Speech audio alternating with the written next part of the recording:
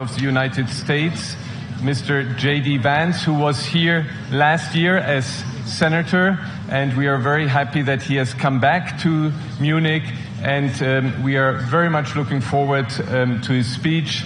Please welcome Vice President Jd Vance.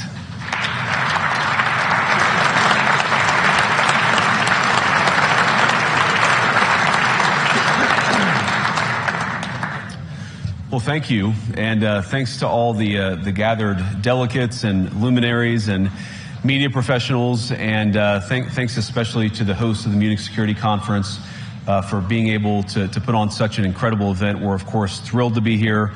We're happy to be here. And, you know, one of the things that I wanted to talk about today is, of course, our shared values. And, you know, it's great to be back in Germany. As you heard earlier, I was here last year as United States Senator. I saw Foreign Secretary David Lammy and joked that both of us last year had different jobs than we have now. But now it's time for all of our countries, for all of us who have been fortunate enough to be given political power by our respective peoples, to use it wisely to improve their lives.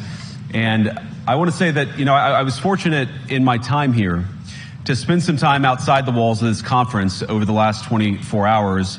And I've been so impressed by the hospitality of the people, even as, of course, as they're reeling from yesterday's horrendous attack. And the first time I was ever in Munich was with my wife, actually, who's here with me today, on a personal trip. And I've always loved the city of Munich, and I've always loved its people. And I just want to say that we're very moved, and our thoughts and prayers are with Munich and everybody affected by the evil inflicted on this beautiful community. We're thinking about you, we're praying for you, and we will certainly be rooting for you in the days and weeks to come. Now,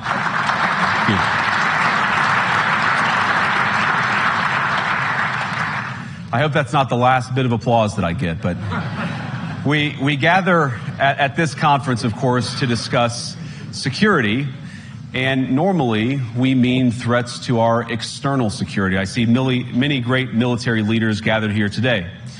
But while the Trump administration is very concerned with European security and believes that we can come to a reasonable settlement between Russia and Ukraine, and we also believe that it's important in the coming years for Europe to step up in a big way to provide for its own defense, the threat that I worry the most about vis-a-vis Europe is not Russia, it's not China, it's not any other external actor. And what I worry about is the threat from within, the retreat of Europe from some of its most fundamental values, values shared with the United States of America. Now, I was struck that a former European commissioner went on television recently and sounded delighted that the Romanian government had just annulled an entire election. He warned that if things don't go to plan, the very same thing could happen in Germany, too. Now, these cavalier statements are shocking to American ears. For years, we've been told that everything we fund and support is in the name of our shared democratic values. Everything from our Ukraine policy to digital censorship is billed as a defense of democracy. But when we see European courts canceling elections and senior officials threatening to cancel others, we ought to ask whether we're holding ourselves to an appropriately high standard. And I say ourselves because I fundamentally believe that we are on the same team. We must do more than talk about democratic values, we must live them. Now, within living memory of many of you in this room, the Cold War positioned defenders of democracy against much more tyrannical forces on this continent.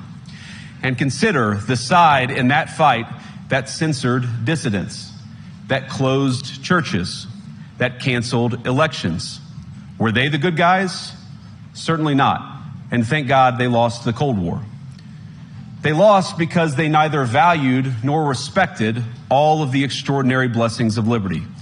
The freedom to surprise, to make mistakes, to invent, to build. As it turns out, you can't mandate innovation or creativity, just as you can't force people what to think, what to feel, or what to believe. And we believe those things are certainly connected.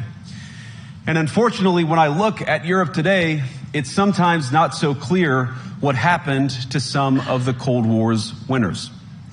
I look to Brussels, where EU commissars warn citizens that they intend to shut down social media during times of civil unrest the moment they spot what they've judged to be, quote, hateful content. Or to this very country, where police have carried out raids against citizens suspected of posting anti-feminist comments online as part of, quote, combating misogyny on the internet, a day of action. I look to Sweden, where 2 weeks ago the government convicted a Christian activist for participating in Koran burnings that resulted in his friend's murder.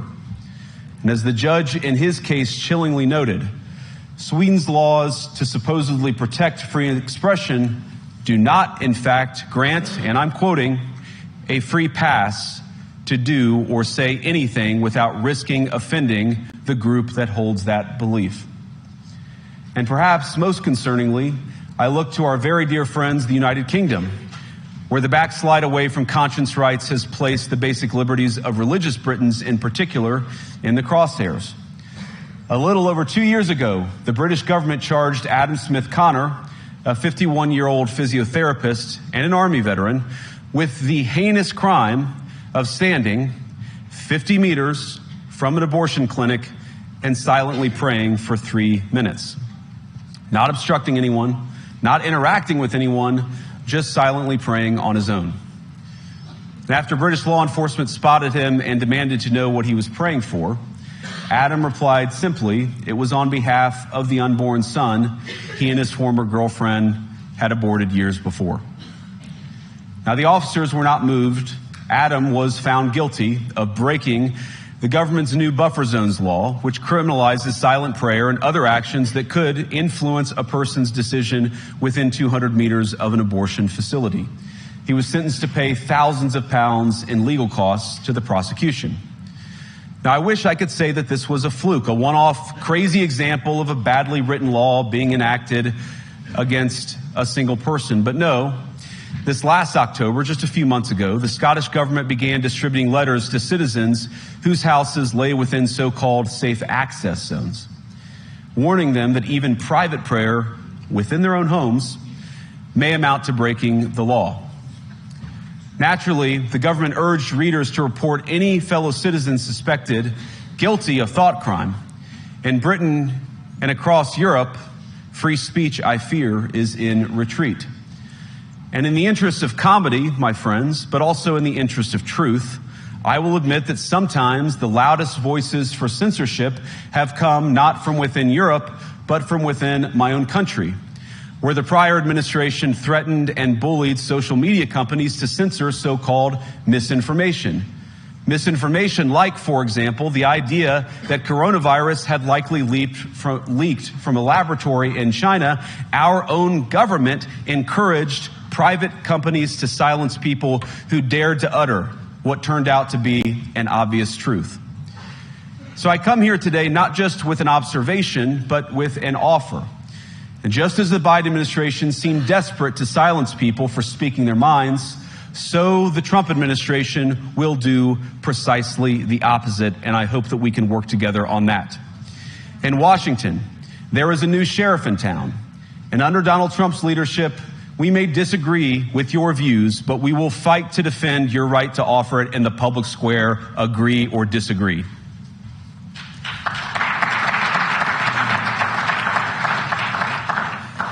Now, we're at the point, of course, that the situation has gotten so bad that this December, Romania straight up canceled the results of a presidential election based on the flimsy suspicions of an intelligence agency and enormous pressure from its continental neighbors. Now, as I understand it, the argument was that Russian disinformation had infected the Romanian elections. But I'd ask my European friends to have some perspective. You can believe it's wrong for Russia to buy social media advertisements to influence your elections. We certainly do. You can condemn it on the world stage even.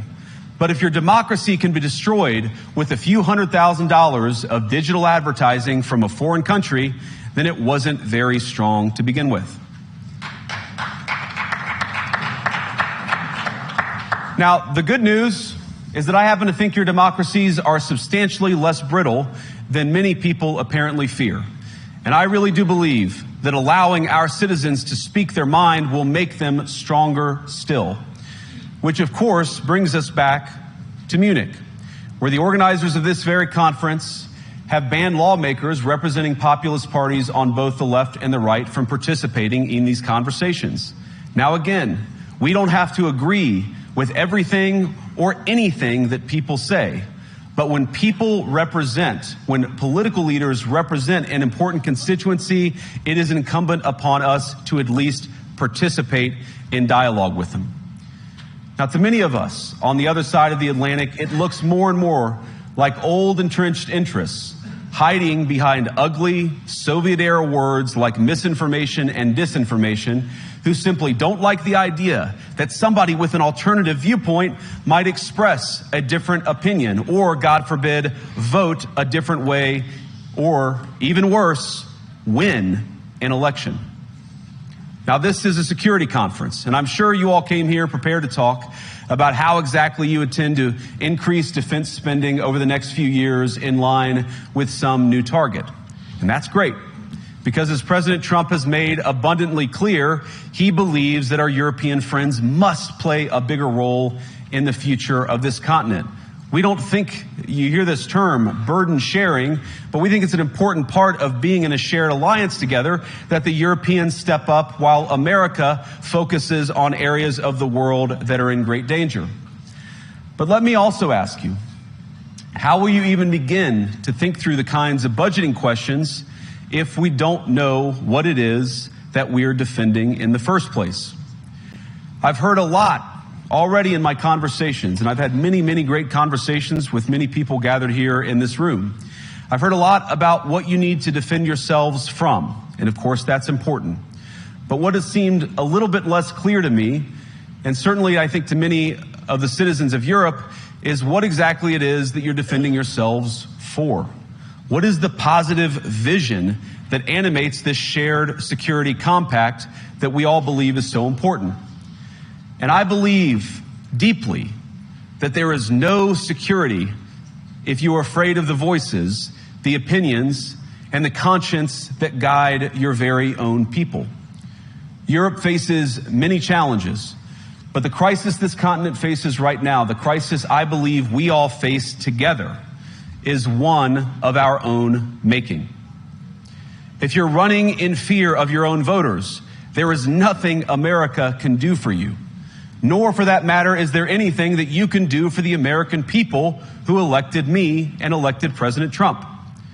You need democratic mandates to accomplish anything of value in the coming years. Have we learned nothing that thin mandates produce unstable results? But there is so much of value that can be accomplished with the kind of democratic mandate that I think will come from being more responsive to the voices of your citizens. If you're going to enjoy competitive economies, if you're going to enjoy affordable energy and secure supply chains, then you need mandates to govern, because you have to make difficult choices to enjoy all of these things. And of course, we know that very well in America. You cannot win a democratic mandate by censoring your opponents or putting them in jail, whether that's the leader of the opposition, a humble Christian praying in her own home, or a journalist trying to report the news. Nor can you win one by disregarding your basic electorate on questions like who gets to be a part of our shared society. And of all the pressing challenges that the nations represented here face, I believe there is nothing more urgent than mass migration. Today, almost 1 in 5 people living in this country moved here from abroad. That is, of course, an all-time high. It's a similar number, by the way, in the United States, also an all-time high. The number of immigrants who entered the EU from non-EU countries doubled between 2021 and 2022 alone, and of course it's gotten much higher since. And we know this situation, it didn't materialize in a vacuum. It's the result of a series of conscious decisions made by politicians all over the continent and others across the world over the span of a decade. We saw the horrors wrought by these decisions yesterday in this very city. And of course, I can't bring it up again without thinking about the terrible victims who had a beautiful winter day in Munich ruined. Our thoughts and prayers are with them and will remain with them. But why did this happen in the first place? It's a terrible story, but it's one we've heard way too many times in Europe and unfortunately too many times in the United States as well. An asylum seeker, often a young man in his mid-20s, already known to police, rams a car into a crowd and shatters a community. How many times must we suffer these appalling setbacks before we change course and take our shared civilization in a new direction? No voter on this continent went to the ballot box to open the floodgates to millions of unvetted immigrants. But you know what they did vote for? In England, they voted for Brexit, and agree or disagree, they voted for it. And more all over Europe, they're voting for political leaders who promise to put an end to out-of-control migration. Now, I happen to agree with a lot of these concerns, but you don't have to agree with me. I just think that people care about their homes, they care about their dreams, they care about their safety and their capacity to provide for themselves and their children. And they're smart. I think this is one of the most important things I've learned in my brief time in politics. Contrary to what you might hear a couple mountains over in Davos, the citizens of all of our nations don't generally think of themselves as educated animals or as interchangeable cogs of a global economy. And it's hardly surprising that they don't want to be shuffled about or relentlessly ignored by their leaders. And it is the business of democracy to adjudicate these big questions at the ballot box.